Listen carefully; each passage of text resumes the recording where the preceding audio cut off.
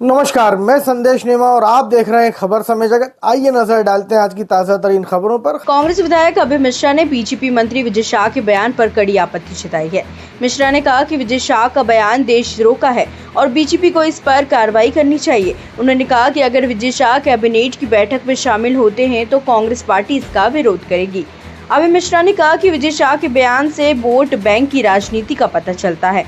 उन्होंने कहा कि बीजेपी में कोई कार्रवाई नहीं हो रही है, जिससे यह मैसेज जा रहा है कि वोट बैंक की राजनीति बड़ी है।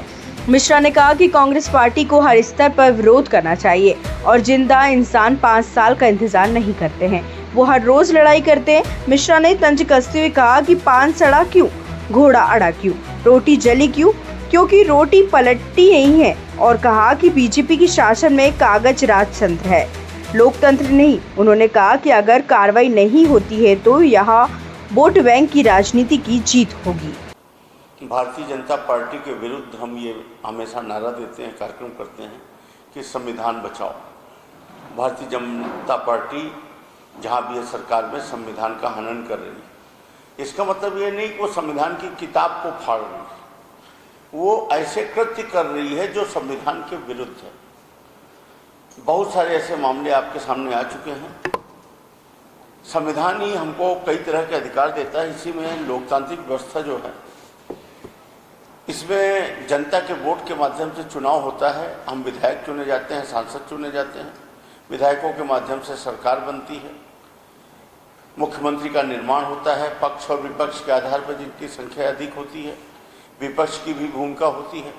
हम भी कमेटियों में रहते हैं, विभिन्न सारी समितियों में विपक्ष भी होता है, पक्ष भी होता है। उन्हें तनख्वाह मिलती है, हमें भी मिलती है, उनको भी विधायक निधि मिलती है, हमें भी मिलती है।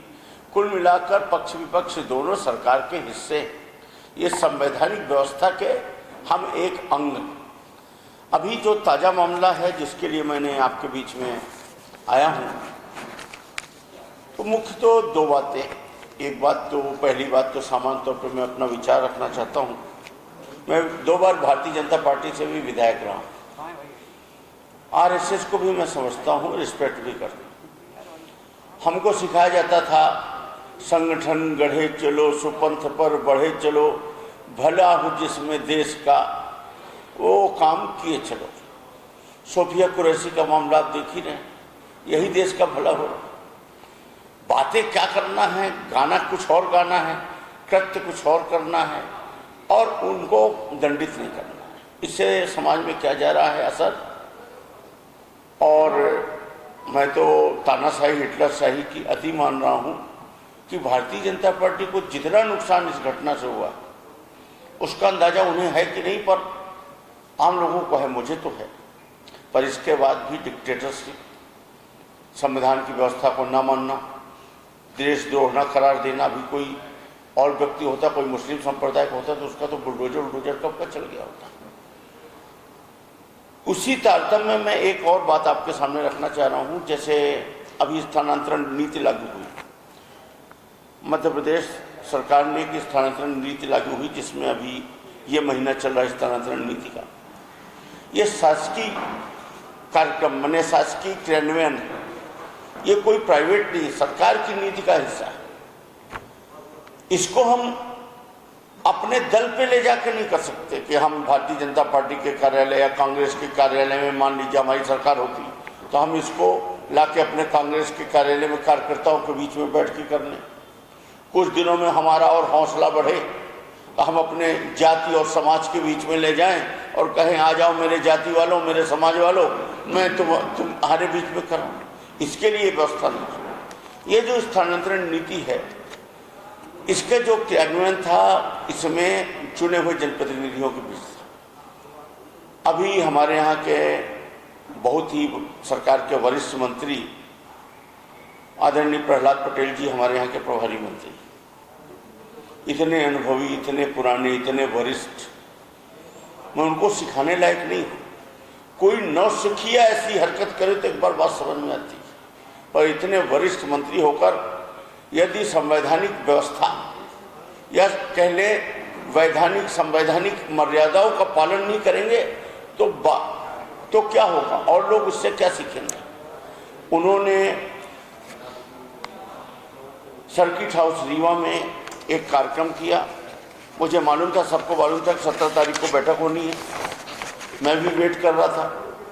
जब मुझे कोई सूचना नहीं मिली तो मैंने अपने कुछ साथी विधायकों को जो सत्ता दल के थे उनसे बात की। उन्होंने बताया कि हमें तो सूचना आई है, आपको क्यों नहीं आई, सबको आश्चर्य हो। तो हमने कहा कुछ आई हो तो भेजो। तो उन्होंने ये व्हाट्सएप भेजा जिसमें प्रभारी मंत्री जी का कार्यक्रम आज शाम 7 बजे इतने बजे मीटिंग के बाद भोजन की स्थानांतरण पर चर्चा, नवीन सर्किट हाउस स्थानांतरण पर चर्चा।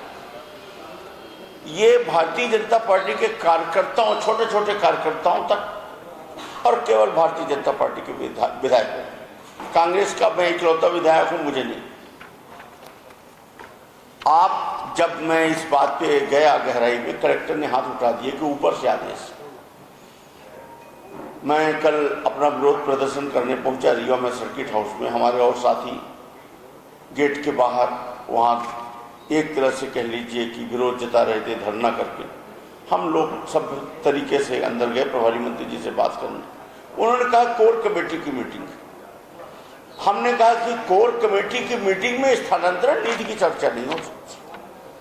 आपके दल के अंदर की मीटिंग में आप स्थानांतरण नीति को आपने लिख के दिया हुआ, और फिर बोले प्रशासनिक बैठक साथ में अलग रखें। हमने कहा अगर प्रशासनिक बैठक स्थानांतरण नीति की तो मुझे बुलाया जाना अनिवार्य है, क्योंकि 15 दिन से पूरे क्षेत्र में गुहार मची है सरपंच सेक्रेटरियों के बीच में कि भारतीय जनता पार्टी के नेता कार्यकर्ता इतनी बुरी तरह पैसा उगाही कर रहे हैं, और कहीं जाति के नाम पर, कहीं पार्टी के नाम पर, इसको यहाँ से वहाँ, उसको यहाँ से यहाँ।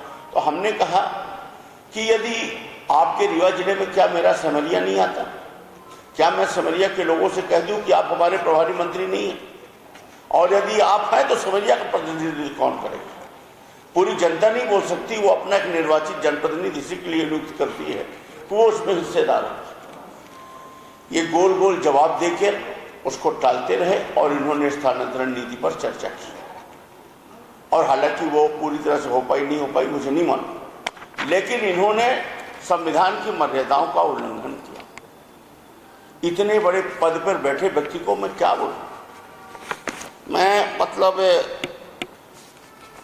मुझे शब्द नहीं मिल रहे। कभी कभी लगता है कि बोलूं बड़ा हुआ तो क्या, बड़े हुए तो क्या हुए, बड़ा हुआ तो क्या हुआ। जैसे पेड़ खजूर, पंछी को छाया नहीं, फल लागे अति दूर, कहने को तो बड़े पर। ऐसी और रोचक खबरों के लिए जुड़े रहिए खबर समय जगत के साथ। नमस्कार।